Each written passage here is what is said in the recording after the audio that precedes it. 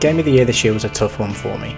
There's been a lot of great games come out. There's been 2 real top challenges in The Witcher and Fallout, but I'm giving my pick to Fallout this year.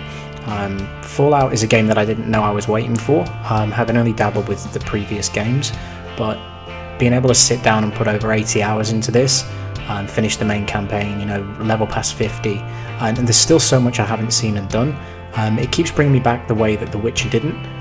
Not to say The Witcher isn't a very viable option, because it's absolutely magnificent, but I think if I'm going on my own gut instinct and what I've loved the most this year, it's really difficult to look past Fallout 4.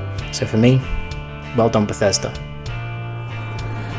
Hello, Uncle Chunt here for GamePlug, and I am going to let you know what my most favourite game of 2015 is. And that game is Batman Arkham Knight. My goodness, I know there are a lot of other games that other people would choose on this list, but Arkham Knight is amazing. It is everything I ever wanted from a Batman game, and it was my first real game that made me realise that I've hit next gen. My goodness, like, the graphics are amazing. I actually felt like Batman playing that game, going around the Batmobile, the arenas, that your little takedown areas when you're on missions and stuff, and snooping around and tackling dudes and going in and out of vents and up and around gargoyles and stuff. And the story was amazing, the voice acting was great. Oh, I can't praise this game enough. Like, I love the Batman Arkham series. It's my favourite iteration of Batman, and this game, top level shit. I really loved it. The Witcher 3 is my game of the year because it's everything I've ever wanted in a video game. It has an incredible narrative. It's an extension of the novels and it's masterfully done. There are so many loving references to the books, and characters like Ciri and Yen are realised beautifully. Another thing they've carried over from the books is the ambiguous morality. The game never tells you what's right or wrong, everything's left up to your judgment, and you really get invested in the world when you have such a large role to play in shaping it. And the world is so gorgeous. Everything has a reason for existing, and everything in the environment tells a story. It never just feels like they've dumped a tower up on a hill to distract you. The side quests are meaningful, and they're treated with as much respect as the main story is, and everything has a ripple effect. They might not affect you directly, but they affect the world around you. The Witcher 3 is a game you really get the most out of when you just take some time to stop and look back at the world around you. I only have a minute, so here's everything else I loved about the game.